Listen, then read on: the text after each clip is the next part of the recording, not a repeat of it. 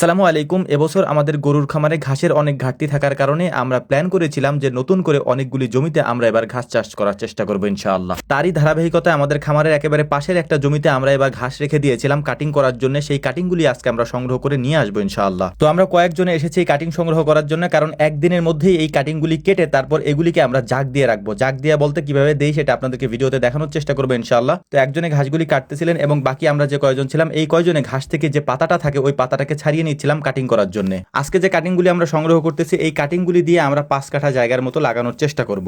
এই ঘাসগুলি গত কয়েকদিন আগে আমি আপনাদেরকে দেখিয়েছিলাম। এই ঘাসগুলি আলহামদুলিল্লাহ মোটামুটি তুলনামূলকভাবে অনেক বেশি বড় হয়েছে, যে কারণে এখান থেকে আমরা কাটিং সংগ্রহ করতে পারছি। অনেকে আমাদের কাছে জানতে চান যে ভাই আপনারা যে ঘাসটা চাষ করেন, অর্থাৎ আমরা এখন যে ঘাসটা কেটে নিচ্ছি বা যেটা দিয়ে আমরা কাটিং তৈরি করছি, এটা কি জাতের ঘাস? এটা মূলত পাকচং ঘাস। আপনারা আমাদের যতগুলি জমি দেখেছেন যে জমিগুলিতে লাগানো ঘাস রয়েছে এই ঘাসগুলি মূলত পাকচং ঘাস, যেটা আমরা 4-5 বছর আগে এটার আমরা কাটিং এনেছিলাম। ওই কাটিং থেকেই আলহামদুলিল্লাহ মোটামুটি আমাদের এই ঘাসগুলি আমরা লাগিয়েছি। এখানে আরেকটা বিষয় আপনাদেরকে বলে দেই, সেটা হচ্ছে অনেকে আমাদের কাছে ঘাসের কাটিং চান বা আমাদের থেকে নিতে চান। আমরা মূলত ঘাসের কাটিং বিক্রি করি না। এটার একটা কারণ আছে, সেটা হচ্ছে আমাদের যে ঘাসের কাটিংটা হয় সেটা আমরা আমাদের চপার মেশিনে কেটে একেবারে গুঁড়ো করে ফেলি, তারপর এটাকে আমরা গরুকে খেতে দেই। যে কারণে আমরা কাটিং সংগ্রহ করি না এবং কাটিং আমরা বিক্রিও করি না। এই কাটিংগুলি যে কোনো জায়গা থেকে আপনারা সংগ্রহ করে লাগিয়ে নিতে পারেন। তো যাই হোক, আলহামদুলিল্লাহ ঘাস থেকে আমাদের কাটিংগুলি ছাড়ানো হয়ে গিয়েছে। এখন বাকি যে ঘাসগুলি আছে এই ঘাসগুলিকে আমরা আমাদের ভ্যানের উপরে তুলে নেব এবং বাকি কাটিংগুলি আমরা নিয়ে যাব হচ্ছে আমাদের খামারে। ঘাসগুলিকে আমরা ভ্যানে সাজিয়ে নিয়েছি। এখন যে কাটিংগুলি আমরা তৈরি করেছি এই কাটিংগুলির যে মাথায় যে ঘাসগুলি আছে এই ঘাসগুলিকে আমরা আমাদের খামারে নিয়ে কেটে ফেলবো, যেটাকে আমরা আমাদের ওই ঘাসের সাথে মেশিনে একেবারে গুঁড়ো করে ফেলবো, গরুকে খেতে দেবো ইনশাআল্লাহ। বাকি যে গিটের অংশটা থেকে যাবে এই গিটগুলি দিয়েই মূলত আমরা কাটিং তৈরি করব এবং এটাকে আমরা জাগ দেওয়ার চেষ্টা করব এবং এর কিছুদিন পর এটাকে আমরা জমিতে রোপণ করব।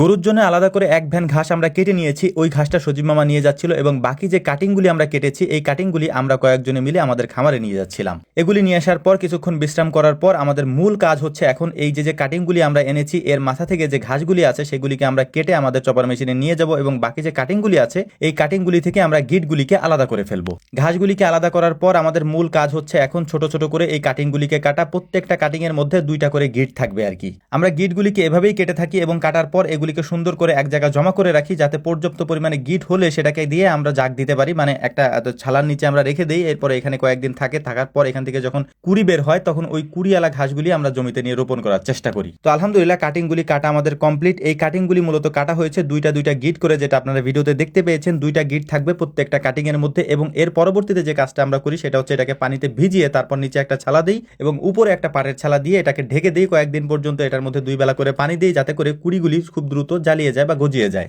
আর অবশ্যই এই কাজটা আমরা করি ছায়া জায়গার মধ্যে যেখানে রোদ থাকে না। আলহামদুলিল্লাহ কাটিংগুলিকে আমরা সুন্দর করে জাগ দিয়ে দিয়েছি। এখন এটার উপরে পানি দিয়ে দিচ্ছিলাম এবং কয়েকদিন পরে এটা কিভাবে গজায় সেটাও আমি আপনাদেরকে দেখাচ্ছি। তো মূলত এটাকে 3-4 দিন এভাবে রাখলেই এভাবে গজিয়ে যাবে। তবে আমাদেরটা অনেক বেশি গজিয়ে গিয়েছে, কারণ আমরা অনেক দিন পর্যন্ত রেখে দিয়েছিলাম। আপনাদের এতদিন পর্যন্ত রাখতে হবে না, আপনারা তার আগেই লাগিয়ে দিতে পারবেন। এটাই ছিল মূলত আমাদের কাটিং সংগ্রহ করার মূল পদ্ধতি, আমরা যেভাবে সংগ্রহ করি। আশা করি বুঝতে পারছেন। আসসালামু আলাইকুম রহমতুল্লাহ।